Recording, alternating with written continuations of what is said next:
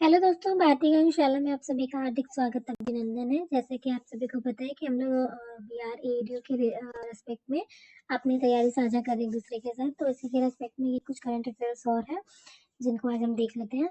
तो भारतीय विशिष्ट पहचान प्राधिकरण UIDAI द्वारा लॉन्च किए गए आधार शुभांकर का क्या नाम है? तो इसका नाम है उदय। सेकेंड है, कृषि मंत्रालय ने कृषि इनपुट के परीक्षण के लिए अखिल भारतीय स्तर पर लॉजिस्टिक सुविधा उपलब्ध कराने हेतु किसके साथ समझौता ज्ञापन पर हस्ताक्षर किए हैं? तो ये है डाक विभाग।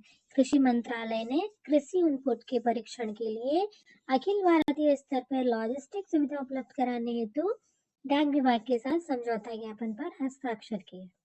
क्वेश्चन नंबर 3 है, छत्तीसगढ़ के नवा रायपुर में एक स्वास्थ्य कौशल विकास केंद्र स्थापित करने के लिए श्री सत्य Sai health and education trust के साथ किसने एक समझौता ज्ञापन पर हस्ताक्षर किए हैं? तो ये है साउथ ईस्टर्न कोल्डफील्ड्स लिमिटेड, जिसे हम कहते हैं SECL।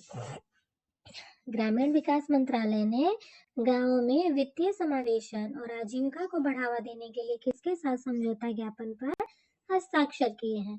तो ये है डाक विभाग। ओके, ये क्वेश्चन और ऊपर वाला क्वेश्चन देखिए।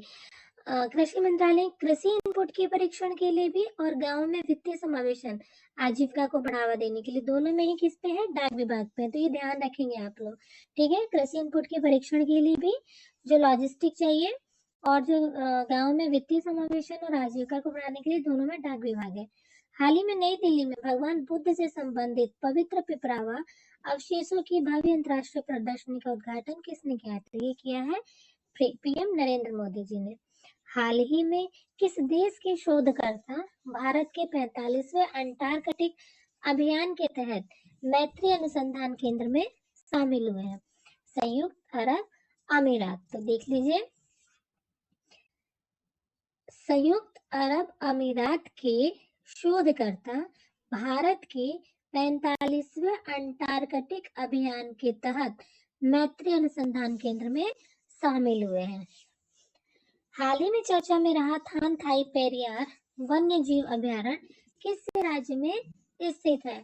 तमिलनाडु। और ऐसे जो इन रिसेंट कुछ भी जो इंसिडेंट हुए रहते हैं, उनसे रिगार्डिंग जो है वो क्वेश्चन जरूरी सेलेक्ट हो जाते हैं। हाल ही में चर्चा में रही विवेक्स पहल किस केंद्रीय मंत्रालय के अंतर्गत आती है? तो ये आती है सूचना एवं प्रसारण मंत्रालय के अधीन। भारतीय खेल प्राधिकरण ने हाल ही में किस शहर में कॉम्बैट खेलों के प्रशिक्षकों के लिए 4 दिवसीय खेल विज्ञान कार्यशाला का आयोजन कर रहा है? तो ये है नई दिल्ली। नई दिल्ली जो है क्या कर रहा है? शहर में कॉम्बैट खेलों के प्रशिक्षकों के लिए 4 दिवसीय खेल विज्ञान कार्यशाला का आयोजन हो रहा है।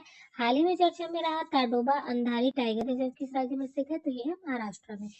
तो ये थे कुछ करंट अफेयर। मुझे आशा है कि आप लोग को पसंद आएंगे। मेरे चैनल को सब्सक्राइब और वीडियो को लाइक जरूर करिएगा।